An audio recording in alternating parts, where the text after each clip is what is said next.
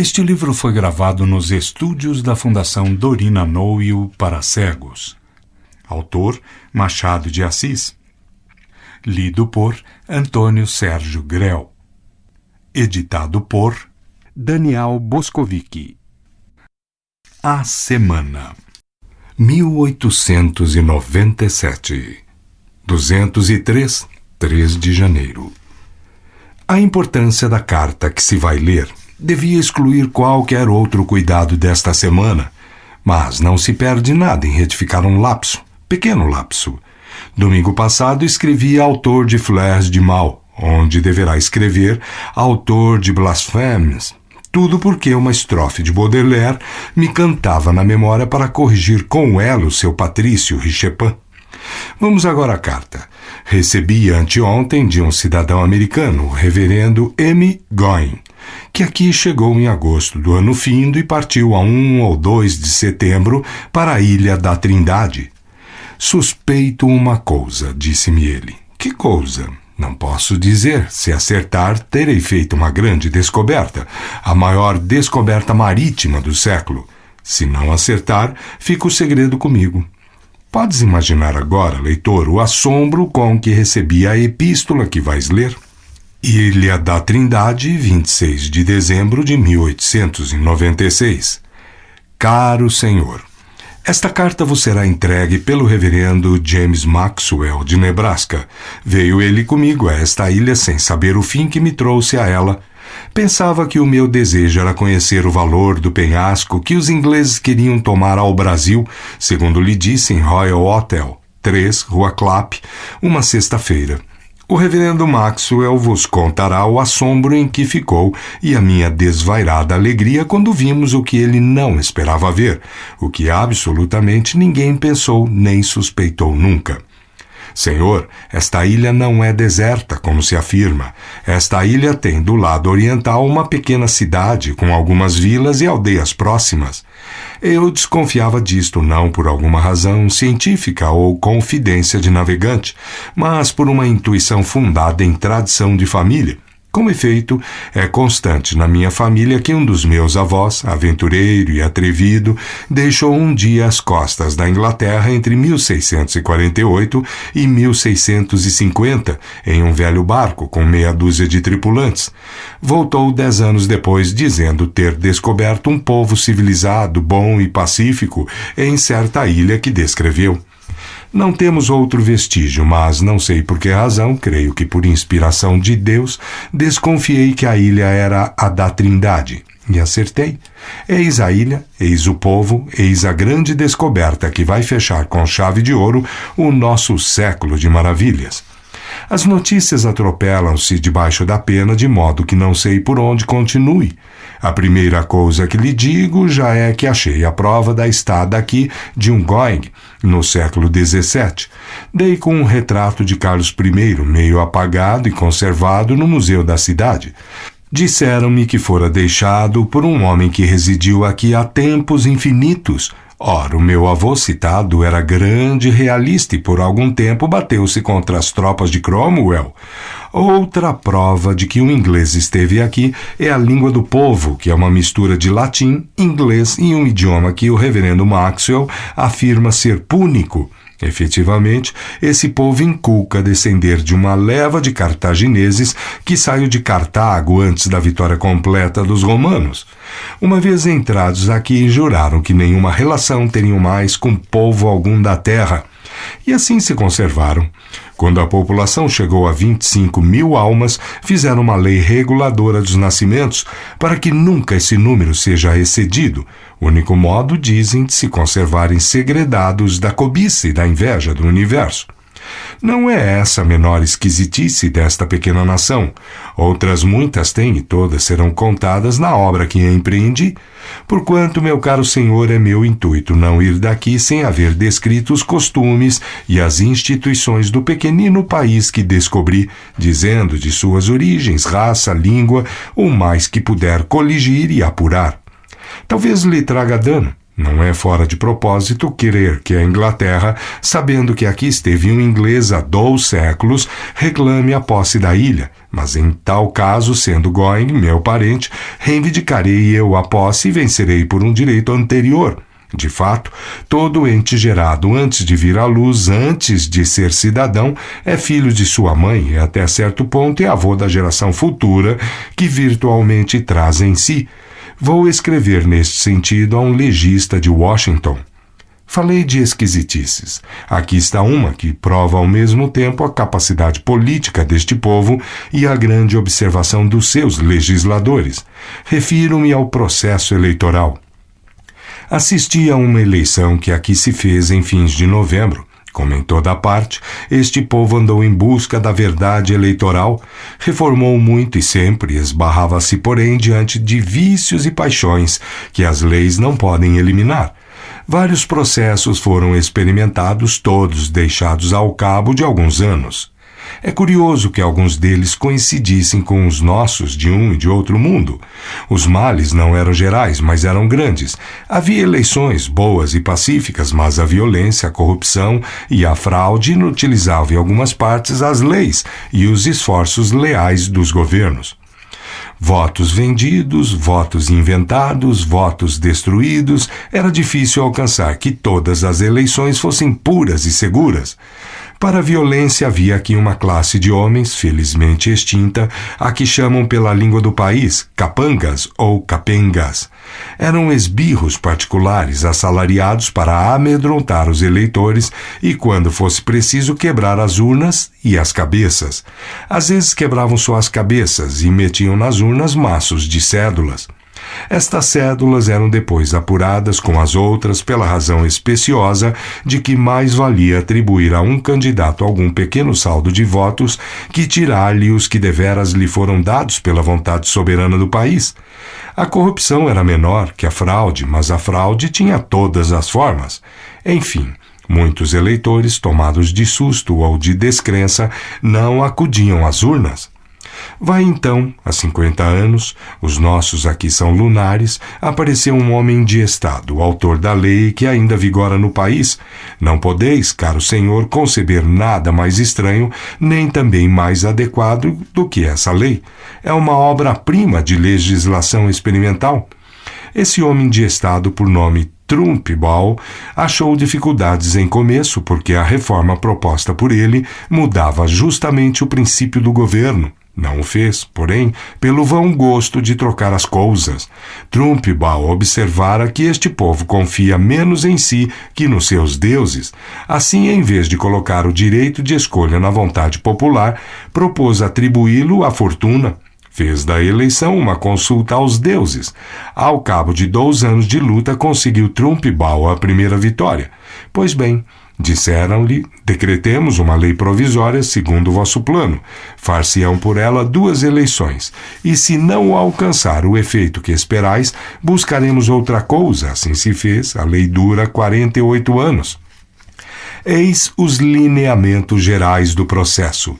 Cada candidato é obrigado a fazer-se inscrever 20 dias antes da eleição, pelo menos sem limitação alguma de número. Nos 10 dias anteriores à eleição, os candidatos expõem na praça pública os seus méritos e examinam os dos seus adversários, a quem podem acusar também, mas em termos comedidos. Ouvi um desses debates. Conquanto a língua ainda me fosse difícil de entender, pude alcançar pelas palavras inglesas e latinas, pela compostura dos oradores e pela fria atenção dos ouvintes, que os oradores cumpriam escrupulosamente a lei. Notei até que, acabados os discursos, os adversários apertavam as mãos uns dos outros, não somente com polidez, mas com afabilidade. Não obstante, para evitar quaisquer personalidades, o candidato não é designado pelo próprio nome, mas pelo de um bicho que ele mesmo escolhe no ato da inscrição. Um é águia, outro touro, outro pavão, outro cavalo, outro borboleta, etc. Não escolhem nomes de animais imundos, traiçoeiros, grotescos e outros, como sapo, macaco, cobra, burro, mas a lei nada impõe a tal respeito. Nas referências que fazem uns aos outros, adotaram o costume de anexar ao nome um qualificativo honrado: o brioso cavalo, o magnífico pavão, o indomável touro, a galante borboleta, etc., fazendo dessas controvérsias tão fáceis de azedar uma verdadeira escola de educação. A eleição é feita engenhosamente por uma máquina um tanto parecida com a que tive a ocasião de ver no Rio de Janeiro para sortear bilhetes de loterias. Um magistrado preside a operação. Escrito o título do cargo em uma pedra negra, dá-se corda à máquina. Esta gira e faz aparecer o nome do eleito, composto de grandes letras de bronze. Os nomes de todos, isto é, os nomes dos animais correspondentes, têm sido postos na caixa interior da máquina, não pelo magistrado, mas pelos próprios candidatos. Logo que o nome de um aparecer, o dever do magistrado é proclamá-lo, mas não chega a ser ouvido, tão estrondosa é a aclamação do povo. Ganhou o pavão, ganhou o cavalo. Este grito repetido de rua em rua chega aos últimos limites da cidade como um incêndio em poucos minutos. O alvoroço é enorme, é um delírio. Homens, mulheres, crianças encontram-se e bradam: ganhou o cavalo, ganhou o pavão. Mas então, os vencidos não gemem, não blasfemam, não rangem os dentes? Não, caro senhor, e aí está a prova da intuição política do reformador. Os cidadãos, levados pelo impulso que os faz não descrer jamais da fortuna, lançam apostas grandes e pequenas sobre os nomes dos candidatos. Tais apostas parece que deviam agravar a dor dos vencidos, uma vez que perdiam candidatos e dinheiro, mas em verdade não perdem as duas coisas. Os cidadãos fizeram disto uma espécie de perde-ganha. Cada partidário aposta no adversário, de modo que quem perde o candidato ganha o dinheiro, e quem perde o dinheiro ganha o candidato. Assim, em vez de deixar ódios e vinganças, cada eleição estreita mais os vínculos políticos do povo. Não sei se uma grande cidade poderia adotar tal sistema. É duvidoso, mas para cidades pequenas não creio que haja nada melhor. Tem a doçura sem a monotonia do víspora. E deixai-me que vô-lo diga francamente, apelando para os seus deuses. Este povo que conserva as crenças errôneas da raça originária pensa que são eles que o ajudam, mas em verdade é a providência divina. Ela é que governa a terra toda e dá luz à escuridão dos espíritos. Está em Isaías. Ouvi, ilhas, e atendei, povos de longe. Está nos Salmos. Do Senhor é a redondeza da terra e todos os seus habitadores, porque ele afundou sobre os mares e sobre os rios. Haveria muito que dizer se pudesse contar outros costumes deste povo, fundamentalmente bom e ingênuo, mas paro aqui. Como estar de volta no Rio de Janeiro em fins de maio ou princípios de junho, peço-vos que auxilieis o meu amigo reverendo Maxwell. Ele vai buscar-me alguns livros e um aparelho fotográfico. Indagai dele as suas impressões e ouvireis a confirmação do que vos digo. Adeus, meu caro senhor. Crede-me, vosso muito obediente servo, Going. O reverendo Maxwell confirma realmente tudo o que me diz a carta do reverendo Going. São 2 sacerdotes e, embora protestantes, não creio que se liguem para rir de um homem de boa-fé. É tudo, porém, tão extraordinário que, para o caso de ser um simples humbug, resolvi publicar a carta. Os entendidos dirão se é possível a descoberta. 204, 24 de janeiro. Anteontem, quando os sinos começaram a tocar os finados, um amigo disse-me: um dos 2 morreu, o arcebispo ou o papa. Não foi o papa, aquele velhinho transparente com perto de 90 anos às costas, além do governo do mundo católico, continua a enterrar os seus cardeais. Agora mesmo, por telegrama impresso ontem, sabe-se que morreu mais um cardeal, com o qual sobem a 118 os que se têm ido da vida, enquanto Leão XIII fica à espera da hora que ainda lhe não bateu. Outro amigo meu, que já vira 2 vezes o velho pontífice, acaba de escrever-me que o viu ainda uma vez, em dezembro, na cerimônia da imposição do chapéu a alguns novos cardeais. Descreve a forma da cerimônia, cheia de admiração e de fé, uma fé sincera e singela, flor dos seus jovens anos. Ouvir uma missa ao papa e posto enfraquecido pela idade, este lhe pareceu resistir à ação do tempo. Não sucedeu o mesmo ao digno arcebispo do Rio de Janeiro, posto que muito mais moço foi mais depressa tocado pela hora da morte. Dom João era um lutador, as folhas do dia lembram ou nomeiam os livros e opúsculos que escreveu, não contando o trabalho de jornalista, obra que desaparece todos os dias com o sol para recomeçar com o mesmo sol e não deixar nada na memória dos homens, a não ser o vago sulco de um nome que se apaga para os melhores com a segunda geração. Este homem, nado em Barcelona, filho de um belga e de uma senhora espanhola, creio que era espanhola. Estava longe de crer que acabaria na sede arquiepiscopal de uma grande capital da América. Tais são os destinos, tais os ventos que levam a vela de cada um, ou para a navegação costeira e obscura, ou para a descoberta remota e gloriosa. Era um lutador, eu confesso que a primeira e mais viva impressão episcopal que tenho não é de homem de combate, talvez porque a hora não era de combate. A impressão que me ficou mais funda foi a daquele Dom Manuel do Monte Rodrigues, conde de Irajá, a boca cheia de riso, como Frei Luís de Souza refere de São Bartolomeu dos Mártires, os olhos pequenos com a pouca luz restante, coados pelos vidros grossos dos óculos de ouro, a bênção pronta, a mão já trêmula, o corpo já curvado, descia da sege episcopal todo vestido de paz e sossego. Uma figura daquelas na imaginação da criança facilmente se liga à ideia da imortalidade. Um dia, porém, Dom Manuel morreu. A terra credor, que não perdoa e apenas reformará algumas letras, veio pedir-lhe a restituição do empréstimo. Dom Manuel entregou-lhe o aumentado dos juros de uma vida de virtudes e trabalhos. Veio o moço Dom Pedro, e com pouco soou a hora de combate, que foi longa e ruidosa. A parte dele não foi grande na luta, pelo menos não teve igual eco aos outros. Nem por isso a imagem do primeiro bispo me ficou apagada pela do segundo, apesar do auxílio do tempo em favor de Dom Pedro. Não era a mansidão que conservava o relevo daquele, nenhum lutador mais impetuoso, mais tenaz e mais capaz que Dom Vital, bispo de Olinda, e a impressão que este me deixou foi extraordinária. Vi-o uma só vez à porta do tribunal no dia em que ele e o bispo do Pará tiveram de responder no processo de desobediência. A figura do frade com aquela barba cerrada e negra, os olhos vastos e plácidos, cara cheia, moça e bela, desceu da sege, não como o velho Dom Manuel, mas com um grande ar de desdém e superioridade, alguma coisa que o faria contar como nada tudo que se ia passar perante os homens. Sabe-se que morreu na Europa, creio que na Itália. Há quem acredite que voluntariamente não tornaria a cadeira de Pernambuco.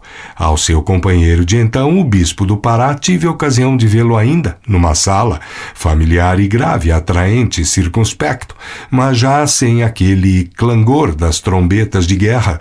A campanha acabara, a tolerância a recuperar os seus direitos. Também a luta para o arcebispo Dom João não era a mesma, não havia a crise dos primeiros tempos em que se distinguiu. Era a luta de todos os dias que a imprensa católica naturalmente mantém contra princípios e institutos que lhe são adversos, sem por isso concitar os fiéis à desobediência e à destruição. Leão XIII é o modelo dessa defesa do dogma sem a agitação da guerra, tolerando o que uns chamam calamidade dos tempos, outros conquistas do espírito civil, mas que, sendo fatos estabelecidos, não há modo visível de os desterrar deste mundo. Quem esperará que a Igreja reconheça nenhum outro matrimônio além do católico? Mas quem quererá que recuse a bênção aos que se casam civilmente? Não é só um imposto que se dá a César, ou não é só um imposto em dinheiro, é também a obediência às suas leis. A Igreja protestará, mas viverá. Este ponto prende com um outro bispo do Rio Grande, que pregou agora em uma igreja de Santa Maria da Boca do Monte contra o casamento civil e contra os que não se confessam. Diz uma carta aqui publicada que foi tão violenta em sua linguagem que o povo que enchia a igreja veio esperá-lo à porta e fez-lhe uma demonstração de desagrado. O correspondente chama-lhe Charivari Medonho. Eu posso não entender bem nem mal a violência do bispo, mas o que ainda menos entendo é a dos fiéis, que foram então os fiéis fazer ao templo onde pregava o bispo, foram lá porque são fiéis, porque estão na mesma comunhão de sentimentos religiosos. Se a tolerância lhes parecia conveniente e a brandura necessária, era caso de discordar do bispo e até lastimá-lo, mas pateá-lo, que fariam então os mais terríveis inimigos do credo? Porque a pateada, o charivari medonho é a última rátio do desagrado? Alguns, considerando o bastão, pensarão que aquela é só penúltima. Mas nenhuma nem outra razão é própria de católicos, salvo se os fiéis que ouviam o bispo eram meros passeantes que entraram na igreja como em um parque aberto para descansar a vista e os pés. Pode deduzir-se isto em desespero de causa, mas, francamente, não sei que pense. Folguemos em crer que o arcebispo agora morto não daria aso a tal explosão, não só por si, mas ainda pelo respeito em que o tinham. 205, 7 de fevereiro. A semana é de mulheres. Não falo daquelas finas damas elegantes que dançaram em Petrópolis por amor de uma obra de caridade. Para falar delas não faltarão nunca penas excelentes. Quisera dizer penas de alguma ave graciosa, a fim de emparelhar com a da águia que vai servir para assinar o Tratado de Arbitramento entre os Estados Unidos e a Inglaterra. Mas se o nome de pena ficou ao pedacinho de metal que ora usamos, direi às damas de Petrópolis que também haverá um coração para adornar as que escreverem delas, como houve um para enfeitar a pena de águia diplomática. Diferem os 2 corações em ser este de ouro, cravejado de brilhantes, e são ingleses. E são anglo-americanos, e dizem-se homens práticos e duros. Em meio de tanta dureza e tanta prática, lá acharam uma nesga azul de poesia, um raio de simbolismo e uma expressão de sentimento que se confunde com a dos namorados. Nós que não somos práticos e temos uma nota de meiguice no coração, tão alegres que enchemos as ruas de confete 5 ou 6 semanas antes do carnaval, nós não proporíamos aquele coração de ouro com brilhantes para assinar o tratado. Não é porque as nossas finanças estão antes para o simples aço de Birmingham, mas por não cair em ternura pública neste fim de século e um pouco por medo da troça. Nós temos da seriedade uma ideia que se confunde com a de sequidão. Ministro que em tal pensasse cuidaria ouvir alta noite por baixo das janelas ao som do violão aqueles célebres versos de Laurindo: coração, porque palpitas, coração, porque te agitas.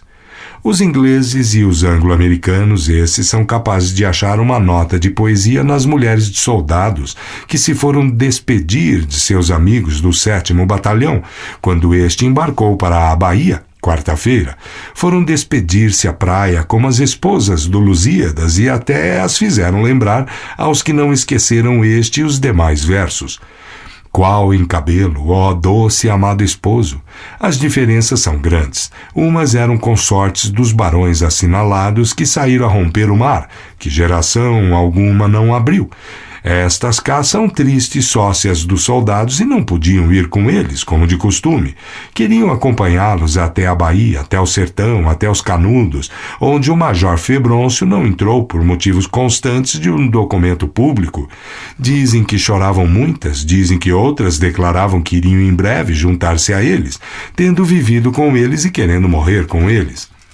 Delas, não poucas, os vieram acompanhando de Santa Catarina e nada conheciam da cidade, mas bradavam com a mesma alma que buscariam meios de chegar até onde chegasse a expedição. Talvez tudo isso vos pareça reles e chato. Deus meu, não são as lástimas de Dido nem a meia dúzia de linhas da notícia podem pedir messas aos versos do poeta. Os soldados do 7º Batalhão não são Enéas, vão à cata de um iluminado e seus fanáticos, empresa menos para a glória que para trabalhos duros. Assim é, mas também é certo, pelo que dizem as gazetas, que as tais mulheres padeciam deveras. Ora, a dor, por mais rasteira que doa, não perde o seu ofício de doer. Essas amigas de quartel não elevam espírito, mas pode ser que contriste ouvi-las como entristece ver as feridas dos mendigos que andam na rua ou residem nas calçadas, corredores e portas.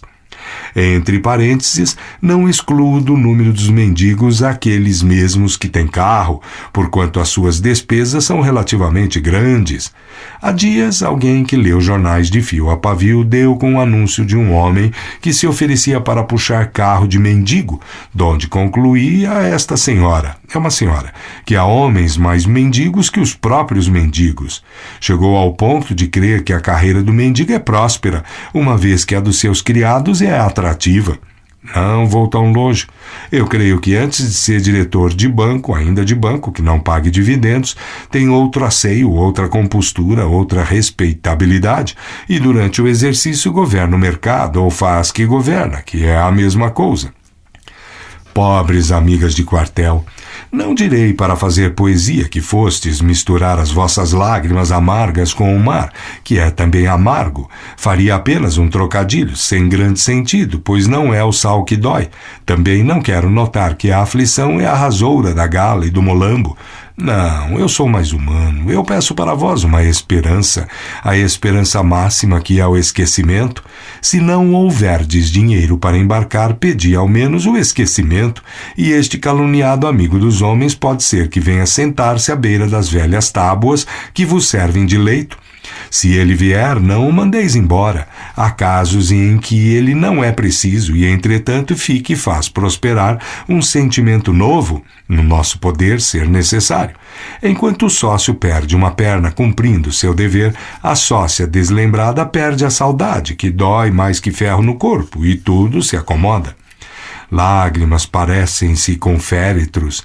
Quando algum destes passa rico ou pobre, acompanhado ou sozinho, todos tiram o chapéu sem interromper a conversação que tanto pode ser da expedição dos canudos como do naufrágio da laje.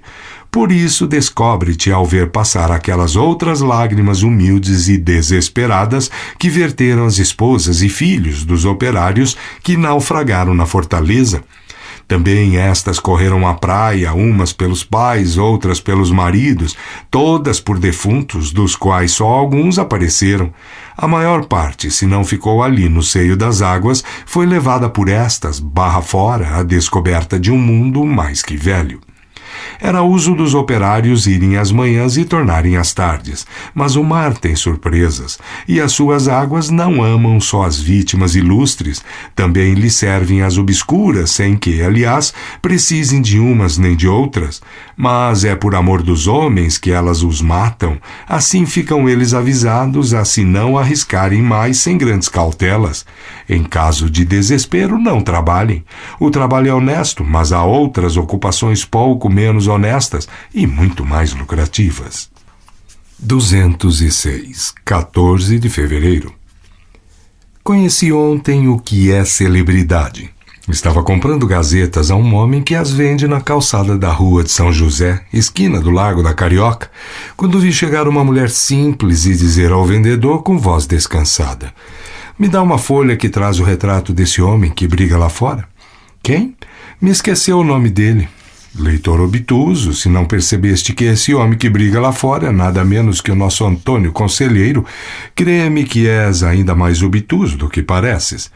A mulher provavelmente não sabe ler, ouviu falar da seita dos Canudos, com muito pormenor misterioso, muita auréola, muita lenda, disseram-lhe que algum jornal dera o retrato do Messias do sertão e foi comprá-lo, ignorando que nas ruas só se vendem as folhas do dia.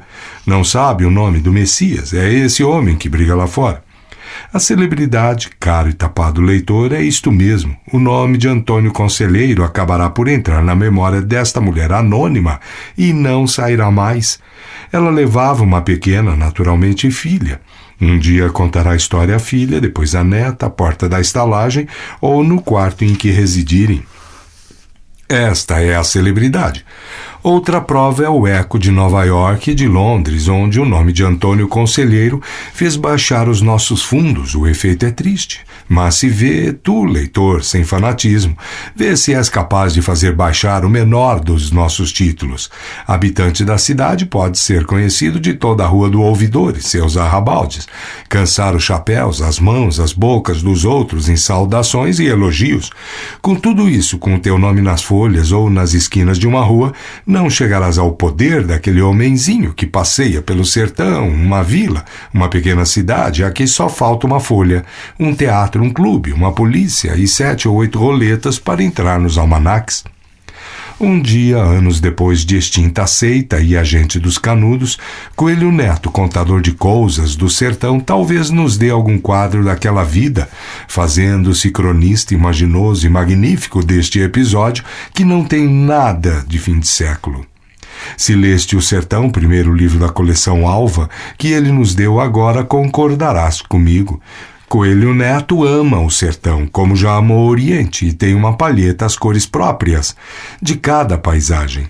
Possui o senso da vida exterior, dá-nos a floresta com seus rumores e silêncios, com os seus bichos e rios, e pinta-nos um caboclo que, por menos que os olhos estejam acostumados a ele, reconhecerão que é um caboclo. Este livro do sertão tem as exuberâncias do estilo do autor, a minuciosidade das formas, das coisas e dos momentos, o numeroso rol das características de uma cena ou de um quadro. Não se contesta com 2 pinceladas breves e fortes.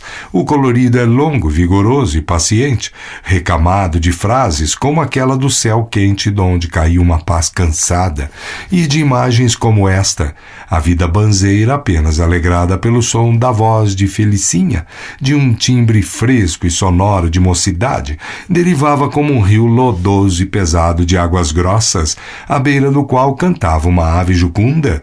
A natureza está presente a tudo nestas páginas.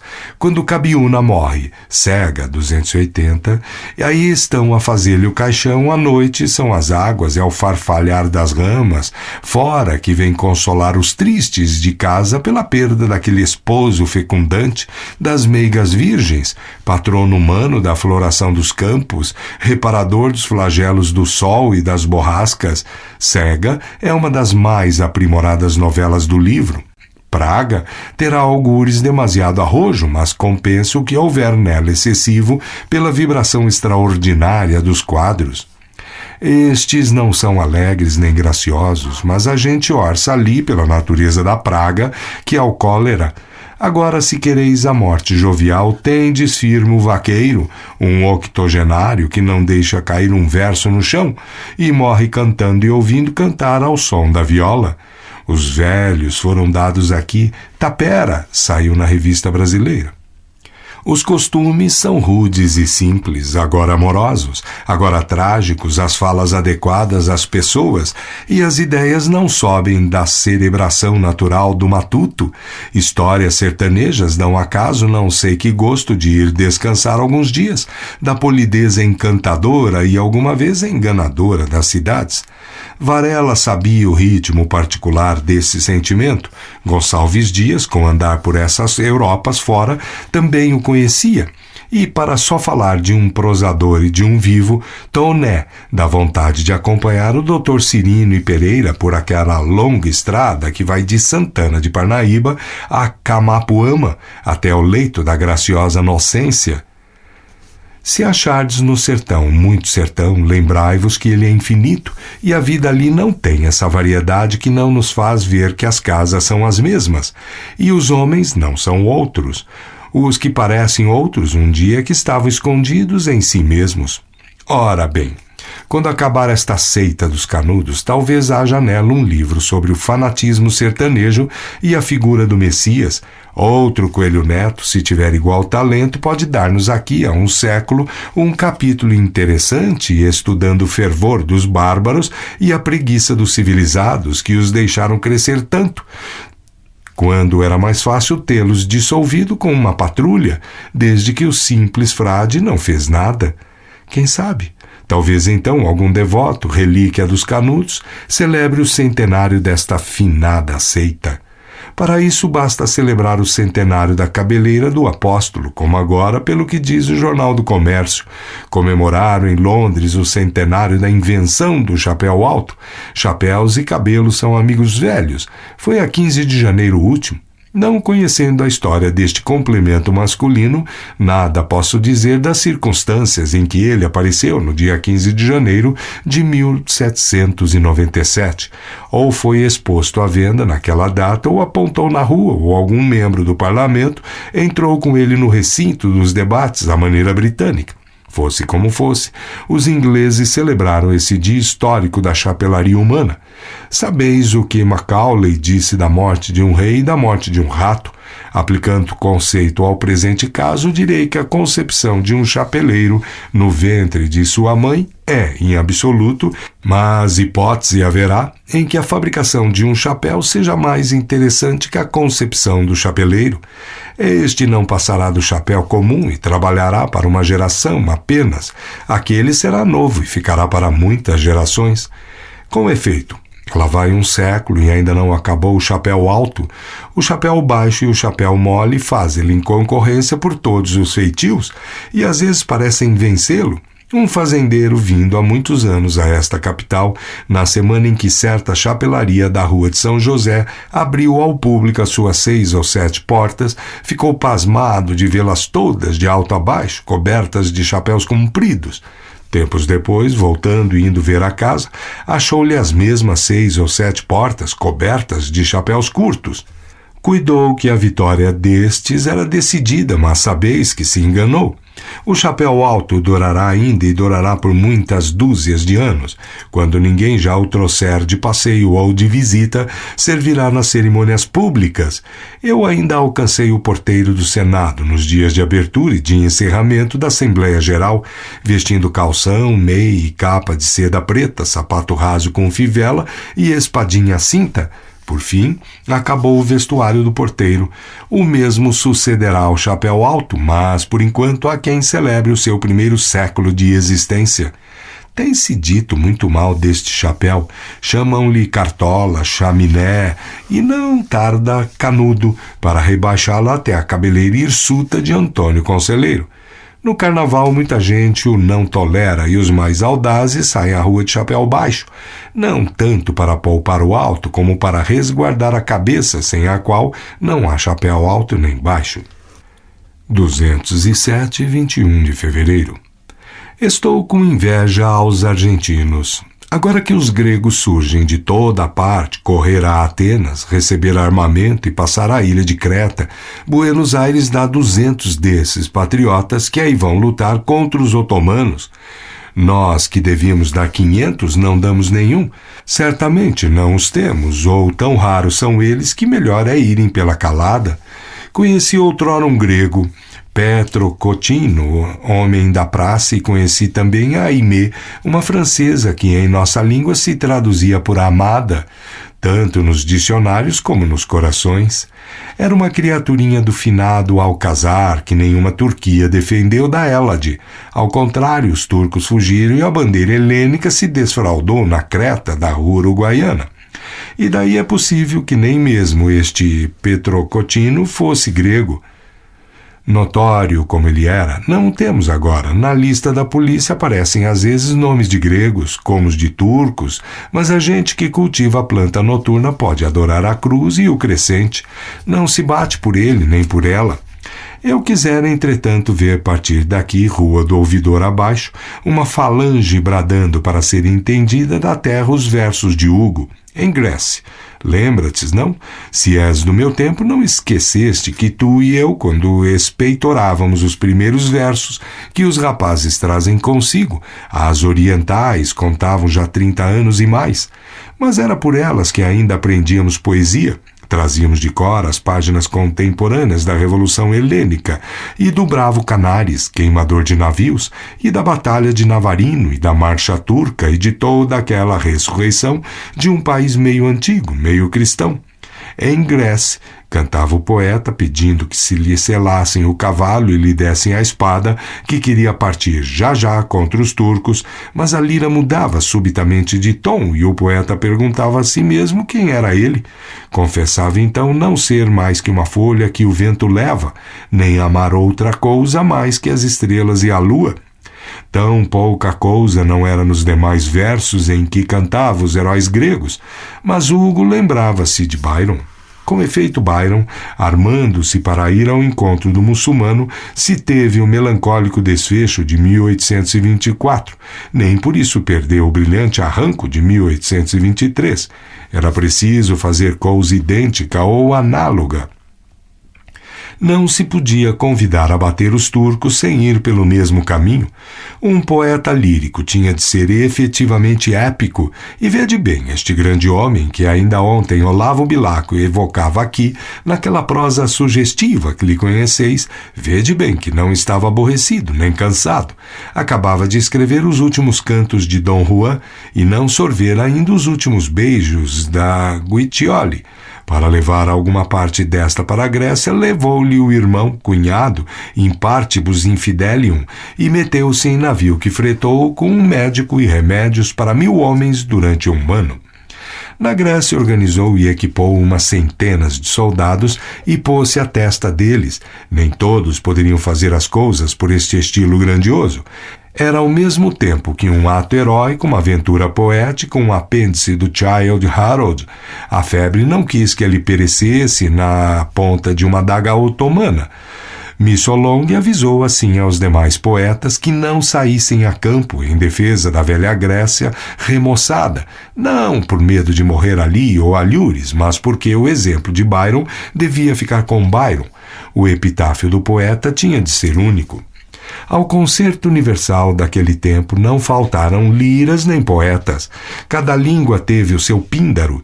Lembra-te de Lamartine, lembra-te de José Bonifácio, cuja célebre ode clamava aos gregos com entusiasmo. Sois helenos, sois homens. Compara ontem com hoje.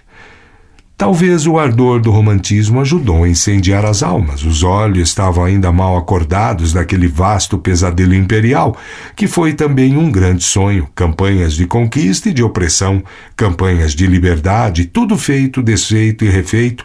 A reconstituição da Grécia pediu uma cruzada particular. Simodo se pergunta a Eudoro: há também uma Vênus cristã? Esta Vênus era agora a própria Grécia convertida como a heroína de Chateaubriand e conquistada ao turco depois de muito sangue.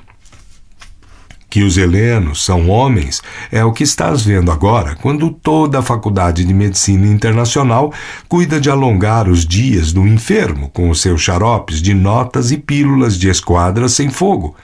Os ínfimos gregos não se arreceiam e, cansados de ouvir gemer Creta, lá se foram arrancá-la dos braços otomanos. A diplomacia é uma bela arte, uma nobre e grande arte. O único defeito que há nas suas admiráveis teias de aranha é que uma bala fura tudo, e a vontade de um povo, se algum santo entusiasmo lhe aquece as veias, pode esfrangalhar as mais finas obras da astúcia humana. Se a Grécia acabar vencendo, as grandes potências não terão sido mais que jogadores de voltarete atentos. Que outra coisa têm sido elas a propósito das reformas turcas? As reformas vêm, não vêm, redigem-se, emendam-se, copiam-se, propõem-se, aceitam-se, vão cumprir-se e não se cumprem. Vereis que ainda caem como as reformas cubanas, que depois de tanto sangue derramado vieram pálidas e mofinas. Ninguém as quer, e o ferro e fogo continuam a velha obra.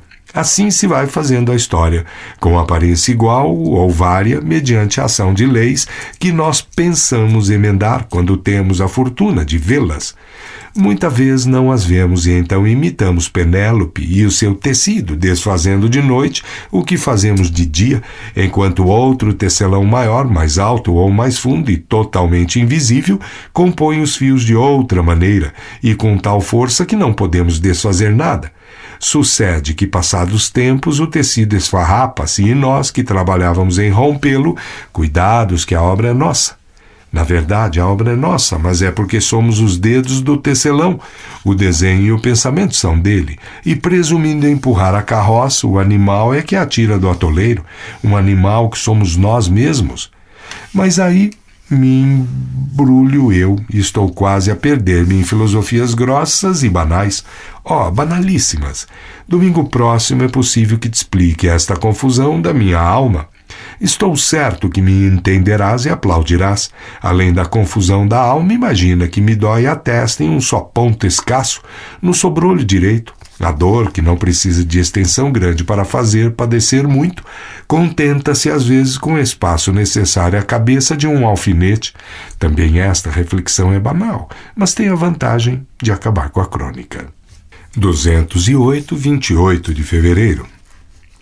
Domingo próximo é possível que te explique esta confusão da minha alma. Estou certo que me entenderás e aplaudirás. Assim concluí eu a semana passada. Venho cumprir aquela meia promessa. É certo que a festa suntuosa de quarta-feira afrouxou em parte a sensação exposta naquelas palavras. A recepção do Palácio do Governo respondeu ao que se esperava do ato e deixou impressão forte e profunda. Aquele edifício que eu vi há 30 anos, logo depois de acabado, passou por várias mãos, viveu na obscuridade e na hipoteca, passou finalmente ao poder do governo e o ilustre Sr. Vicente, presidente da República, acaba de inaugurá-lo com raro esplendor. Foi o sucesso principal da semana, mas a semana já não é minha, como ides ver. Leitor, Deus gastou 6 dias em fazer este mundo e repousou no 7º. Ora, Deus podia muito bem não repousar, mas quis deixar um exemplo aos homens. Daí o nosso velho descanso de um dia que os cristãos chamaram do Senhor. Eu não sou Deus, leitor, não criei este mundo, tanto que lhe acho algumas imperfeições, como a de nascerem as uvas verdes, para engano das raposas. Eu as faria nascer maduras e talvez já engarrafadas. Mas criticar obra feita não custa. Deus não podia prever que os homens não se limitassem a falsificar eleições e fizessem o mesmo ao vinho. Vamos ao que importa. Se Deus descansou um dia depois de 6 dias de trabalho, força é que eu descanse algum tempo depois de uma obra de anos. Há cerca de 5 anos que vos digo aqui ao domingo o que me passa pela cabeça, a propósito da semana finda e até sem nenhum propósito. Parece tempo de repousar o meu tanto, que o repouso seja breve ou longo é o que não sei dizer. Vou estirar estes membros cansados e cochilar a minha sesta. Antes de cochilar, podia fazer um exame de consciência e uma confissão pública à maneira de Sarah Bernhardt ou de Santo Agostinho. Oh, perdoa-me, santo da minha devoção, perdoa esta união do teu nome com o da ilustre trágica, mas este século acabou por deitar todos os nomes no mesmo cesto, misturá-los, tirá-los sem ordem e cozê-los sem escolha. É um século fatigado. As forças que despendeu desde o princípio em aplaudir e odiar foram enormes. Junta a isso as revoluções, as anexações, as dissoluções e as invenções de toda a casta, políticas e filosóficas, artísticas e literárias, até as acrobáticas e farmacêuticas, e compreenderás que é um século esfalfado. Vive unicamente para não desmentir os almanaques. Todos os séculos têm 100 anos, e este não quer sair da velha regra, nem ser menos constante que o nosso robusto Barbacena, seu grande rival. Em lhe batendo a hora, irá com facilidade para onde foram os séculos de Péricles e de Augusto. O meu exame de consciência, se houvesse de fazê-lo, não imitaria Agostinho nem Sara, nem tanta humildade, nem tanta glória. O grande santo dividiu, é verdade, as confissões humanas em 2 ordens, uma que é um louvor, outra que é um gemido, definindo assim as suas e as da representante de Dona Sol. Faz crer que não há terceira classe em que a gente possa louvar-se com moderação e gemer baixinho. Mas eu cuido que há de haver. A imitar uma das 2, acho que a mais difícil seria a de Sara. Não li ainda as confissões desta senhora, mas pela nota que nos deu dela essa de Queiroz, com aquela graça viva e cintilante dos seus 3 últimos bilhetes postais, não sei como é que uma criatura possa dizer tanta coisa de si mesma. Em particular, há pessoas que, não receando indiscretos, escancaram os corações, e os amigos reconhecem que, por mais que se pense bem do outro, pensa-se menos bem que ele próprio. Mas em público, em letra de forma, no Fígaro, que é o diário oficial do universo, custa crer, mas é verdade. Antes gemer com esta cláusula de gemer baixinho e confessar os pecados, mas com discrição e cautela. Pecados são ações, intenções ou omissões graves. Não se devem contar todas, nem integralmente, mas só a parte que menos pesa a alma e não faz desmerecer uma pessoa no conceito dos homens.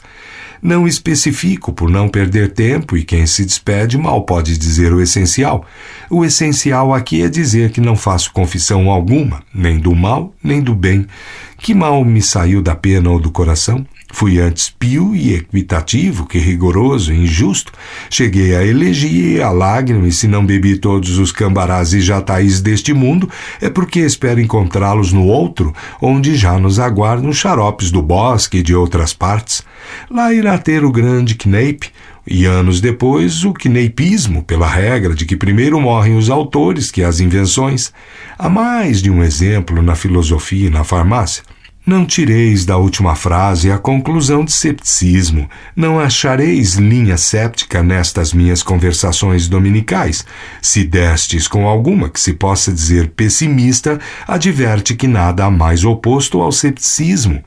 Achar que uma coisa é ruim não é duvidar dela, mas afirmá-la. O verdadeiro séptico não crê, como o Dr. Pangloss, que os narizes se fizeram para os óculos. Nem como eu, que os óculos é que se fizeram para os narizes. O séptico verdadeiro descrê de uns e de outros, que economia de vidros e de defluxos, se eu pudesse ter esta opinião. Adeus, leitor, força é deitar aqui o ponto final.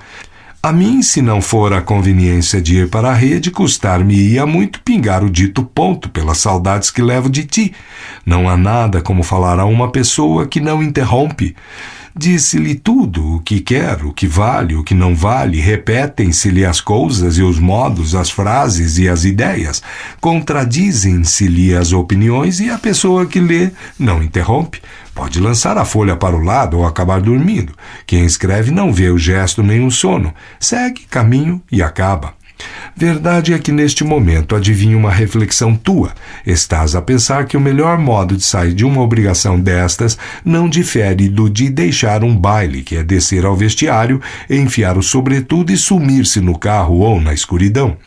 Isto de empregar tanto discurso faz crer que se presumem saudades nos outros, além de ser fora da etiqueta. Tens razão, leitor. E se fosse tempo de rasgar esta papelada e escrever diversamente, creia que o faria. Mas é tarde, muito tarde. Demais, a frase final da outra semana precisava de ser explicada e cumprida. Daí todos esses suspiros e curvaturas. Falei então na confusão da minha alma e devia dizer em que é que ela consistia e consiste, e cuja era a causa. A causa está dita, é a natural melancolia da separação. Adeus, amigo, até à vista, ou se queres um jeito de falar mais nosso, até um dia. Creio que me entendeste e creio também que me aplaudes, como te anunciei na semana passada. Adeus. 209, 4 de novembro.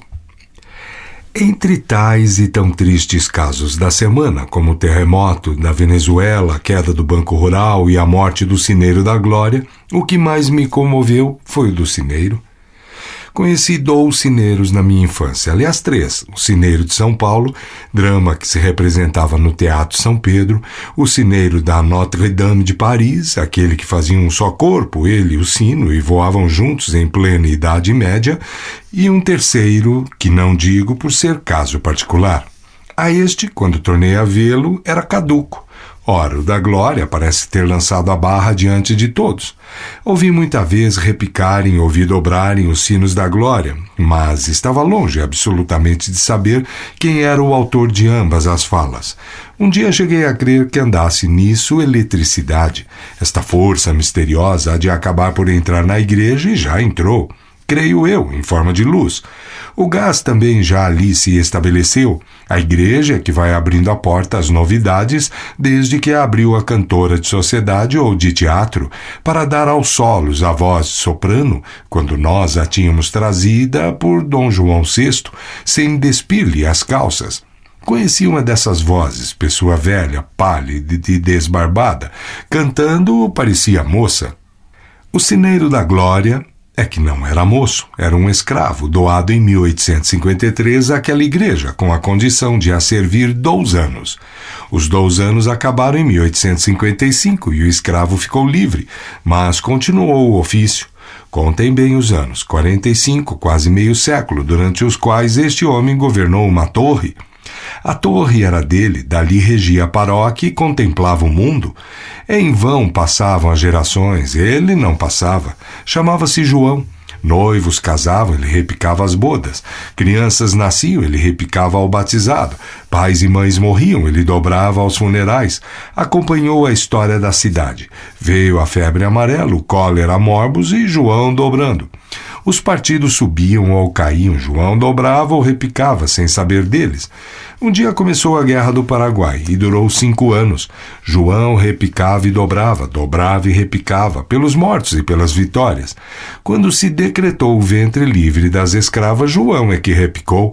Quando se fez a abolição completa, quem repicou foi João. Um dia proclamou-se a República. João repicou por ela e repicaria pelo Império, se o Império tornasse. Não lhe atribuas inconsistência de opinião. Era o ofício. João não sabia de mortos nem de vivos. A sua obrigação de 1853 era servir a glória, tocando os sinos e tocar os sinos para servir a glória, alegremente ou tristemente, conforme a ordem. Pode ser até que, na maioria dos casos, só viesse a saber do acontecimento depois do dobre ou do repique. Pois foi esse homem que morreu esta semana, com 80 anos de idade. O menos que lhe podiam dar era um dobre de finados, mas deram-lhe mais. A Irmandade do Sacramento foi buscá-lo à casa do vigário Molina para a igreja. Rezou-se-lhe um responso e levaram-no para o cemitério, onde nunca jamais tocará sino de nenhuma espécie, ao menos que se ouça deste mundo. Repito, foi o que mais me comoveu dos 3 casos, porque a queda do Banco Rural em si mesma não vale mais que a de outro qualquer banco. E depois não há bancos eternos. Todo banco nasce virtualmente quebrado. É o seu destino, mais ano, menos ano. O que nos deu a ilusão do contrário foi o finado Banco do Brasil, uma espécie de cineiro da glória, que repicou por todos os vivos, desde Itaboraí até Dias de Carvalho, e sobreviveu ao Lima do banco. Isto é que fez crer a muitos que o Banco do Brasil era eterno. Vimos que não foi. O da República já não trazia o mesmo aspecto, por isso mesmo durou menos. Ao rural, também eu conheci moço e pela cara parecia sadio e robusto. Posso até contar uma anedota que ali se deu há 30 anos. E responde ao discurso do Sr. Júlio Ottoni. Ninguém me contou, eu mesmo vi com estes olhos que a terra há de comer. Eu vi o que ali se passou há tanto tempo. Não digo que fosse novo, mas para mim era novíssimo. Estava eu ali ao balcão do fundo conversando. Não tratava de dinheiro, como podem supor, posto fosse de letras, mas não só letras bancárias. Também as literárias, e era destas que eu tratava. Que o lugar não fosse propício, creio, mas aos 20 anos, quem é que escolhe lugar para dizer bem de Camões? Era dia de Assembleia Geral de Acionistas, para se lhe dar conta da gestal do ano ou do semestre, não me lembra. A Assembleia era no sobrado, a pessoa com quem eu falava tinha de assistir à sessão, mas não havendo ainda número, bastava esperar cá embaixo. De resto, a hora estava a pingar. E nós falávamos de letras e de artes, da última comédia e da ópera recente. Ninguém entrava de fora, a não ser para trazer ou levar algum papel, cá de baixo. De repente, enquanto eu e o outro conversávamos, entra um homem lento, aborrecido ou zangado, e sobe as escadas como se fossem as do patíbulo. Era um acionista. Subiu, desapareceu. Íamos continuar quando o porteiro desceu apressadamente. Senhor secretário, senhor secretário. Já a maioria? Agora mesmo, metade mais um. Venha depressa, antes que algum saia e não possa haver sessão. O secretário correu aos papéis, pegou deles, tornou, voou, subiu, chegou, abriu-se a sessão. Tratava-se de prestar contas aos acionistas sobre o modo por que tinham sido geridos os seus dinheiros, e era preciso espreitá-los, agarrá-los, fechar a porta para que não saíssem e ler-lhes a viva força o que se havia passado. Imaginei logo que não eram acionistas de verdade e, falando nisto a alguém à porta da rua, ouvi-lhe esta explicação que nunca me esqueceu. O acionista, disse-me um amigo que passava, é um substantivo masculino que exprime possuidor de ações e, por extensão, credor dos dividendos. Quem diz ações, diz dividendos. Que a diretoria administre, vá, mas que lhe tome o tempo em prestar-lhe contas, é demais. preste dividendos, não as contas vivas. Não há banco mau se dá dividendos. Aqui onde me vê, sou também acionista de vários bancos e faço com eles o que faço com o júri. Não vou lá, não me amolo. Mas se os dividendos falharem, é outra coisa. Então cuida-se de saber o que há. Pessoa de hoje a quem contei este caso antigo afirmou que a pessoa que me falou há 30 anos, à porta do rural, não fez mais que afirmar um princípio, que os princípios são eternos. A prova é que aquele ainda agora o seria se não fosse o incidente da corrida e dos cheques há 2 meses. Então parece-me. Quanto ao terceiro caso, triste da semana, o terremoto da Venezuela, quando eu penso que podia ter acontecido aqui, e se aqui acontecesse, é provável que eu não tivesse agora a pena na mão. Confesso que lastimo aquelas pobres vítimas. Antes, uma revolução. Venezuela tem vertido sangue nas revoluções, mas sai-se com glória para um ou outro lado, e alguém vence, que é o principal. Mas este morrer certo, fugindo-lhes o chão debaixo dos pés, ou engolindo-os a todos, antes 10 revoluções, com 300 mil diabos. As revoluções servem sempre aos vencedores, mas um terremoto não serve a ninguém. Ninguém vai ser presidente de ruínas, é só atrapalhada, confusão e morte em glória. Não, meus amigos, nem terremotos, nem bancos quebrados. Vivam os sineiros de 80 anos, e um só, perpétuo e único badalo. 210, 11 de novembro. Eu gosto de catar o mínimo e o escondido, onde ninguém mete o nariz, aí entra o meu, com a curiosidade estreita e aguda que descobre o encoberto. Daí vem que, enquanto o telégrafo nos dava notícias tão graves como a taxa francesa sobre a falta de filhos e o suicídio do chefe de polícia paraguaio, coisas que entram pelos olhos, eu apertei os meus para ver coisas miúdas, coisas que escapam ao maior número, coisas de míopes. A vantagem dos míopes é enxergar onde as grandes vistas não pegam. Não nego que o imposto sobre a falta de filhos e o celibato podia dar de si uma página luminosa, sem, aliás, tocar na estatística, só a parte cívica, só a parte moral. Dava para elogio e para descompostura. A grandeza da pátria, da indústria e dos exércitos faria o elogio.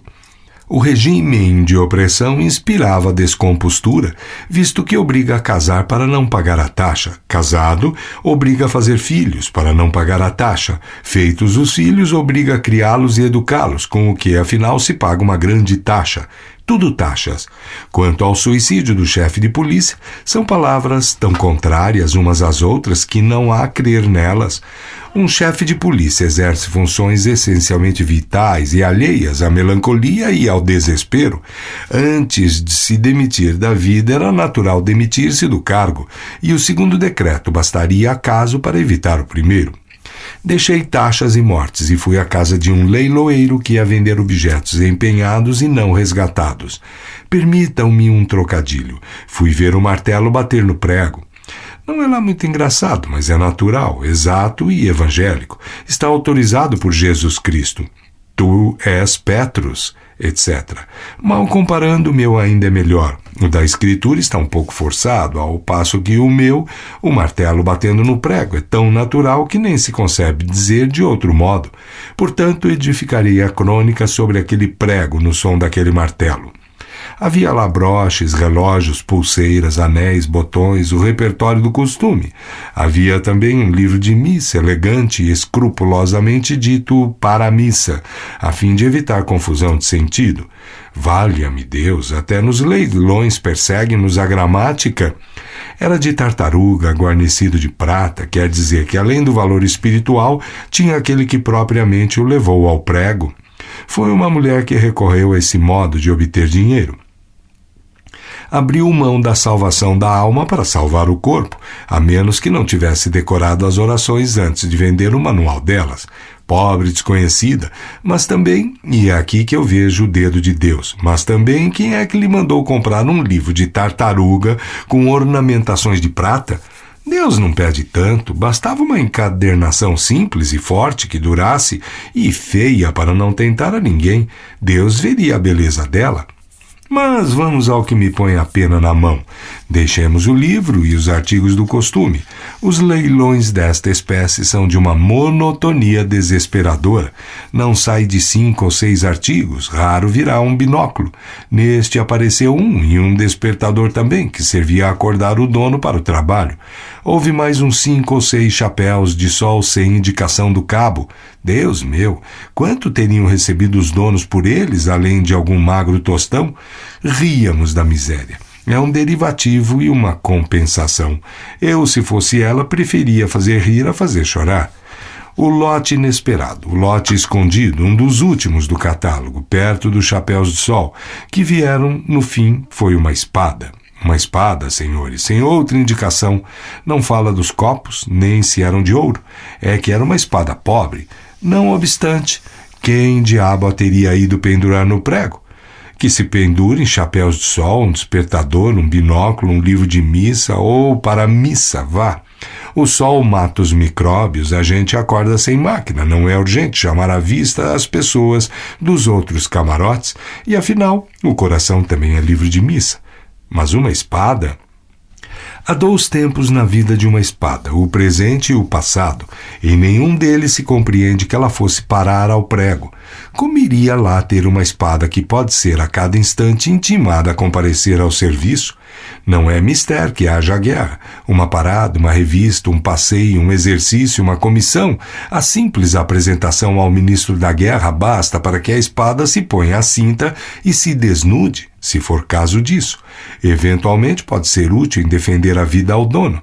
Também pode servir para que este se mate como bruto.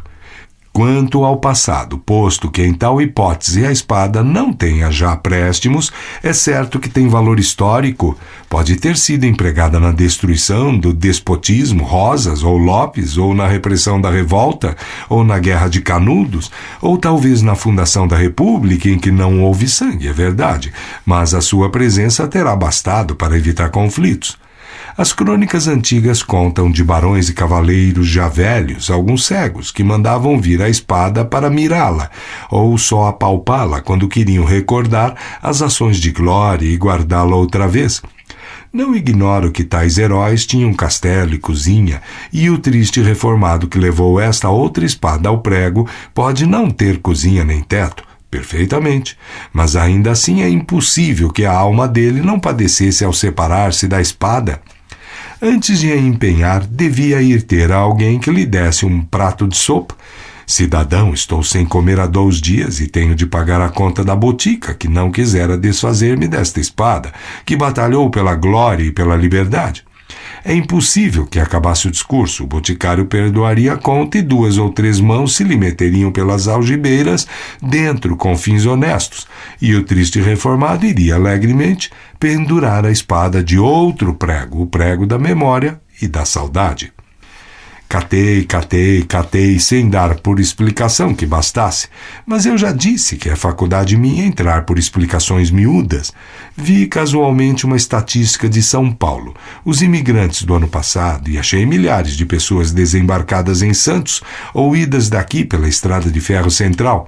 A gente italiana era mais numerosa.